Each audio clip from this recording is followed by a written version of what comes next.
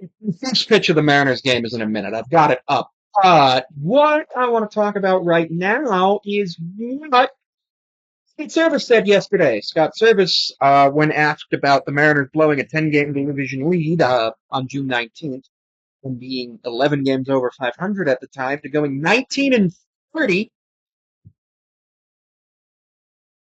uh, yeah,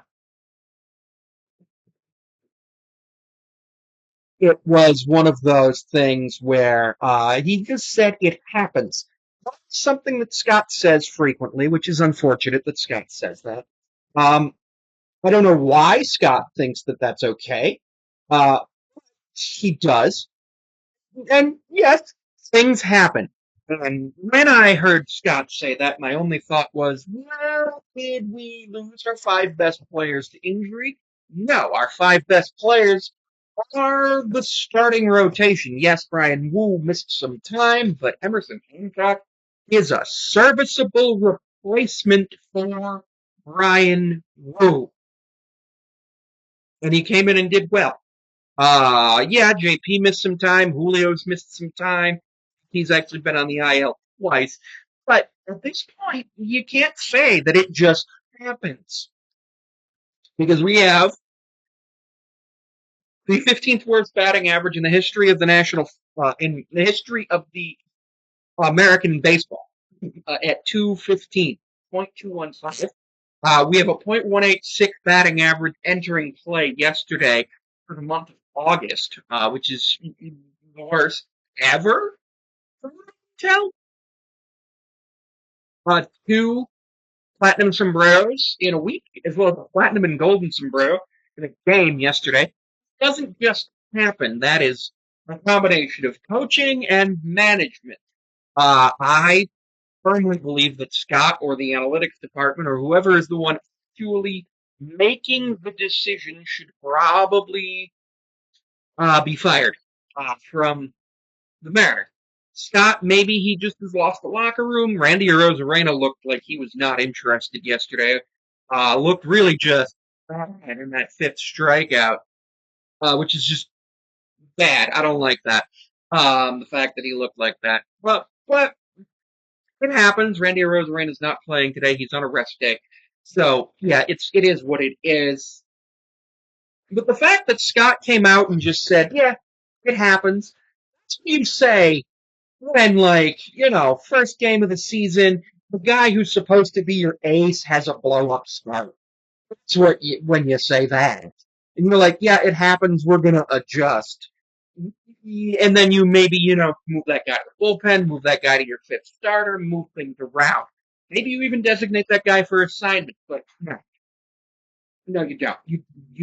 That's just not how you get people to care. A couple of people in the Mariners media, as Victor Robles just bunted out to an unassisted three to Rowdy Tellez. One pitch went out. Julio's up because Randy's out. You do. I saw a member of Mariners media say that it's unlikely Scott gets fired after this road trip because if Dipoto makes a move now, that means he has no scapegoat at the end of the season, and he would probably get fired. And Dipoto really likes to have his job security, which is fine. Everybody does. Julio with a strike, called strike, whatever. Sometimes that happens. That's something where you say it happens. Julio, strike two, called. Um, it's one of those things where you just got to deal with it as a thing. Like you got to make adjustments throughout the season. Yes, we went out and got some bats. We got Randy Arozarena, Justin Turner, and JT Chargois at the trade deadline, and didn't really give up much at the farm. We still have Harry Ford, we still have Montez, we still have Carmelo, we still have a lot of our top 30 guys from the beginning of the season. So those were good moves. The problem is Turner's playing first today, and Randy is off, scheduled off day. Fine, that happens. Um, I'm just not sure what will happen with Scott Julio singles and a ground ball to the third baseman. Okay, cool. With Scott, because Scott really shouldn't keep his job. And if Scott keeps his job, it tells me that Jerry Dipoto just cares about winning. Now, we go to Los Angeles for a 3-game set before going back to Seattle on Friday. That 3-game set's against the Dodgers. Maybe we get really embarrassed by the Dodgers and Dipoto has to make a move. And they fire Scott. It's just, I don't see it happening. I really don't see it happening because Dipoto is going to want his job. The Pittsburgh starter, by the way, has a 5 ERA. So that's the Mariners' one weakness is starters with an ERA of 5. The other day, Scott said that we did a really good job scouting against the Mets when we beat them 22-1 over the course of a 3-game series. But the thing with that is, if you're that good at scouting, why didn't that come over to today's game? Why didn't that come over to yesterday's game? Why hasn't that come over to any of the games in the history of the week? You even did pretty bad on that day. Julio had a platinum sombrero. So, like, what are you doing? Scott definitely needs to be fired, and the analytics department needs to make some changes. The only member of the Mariners front office and coaching staff that I would keep is anybody related to pitching.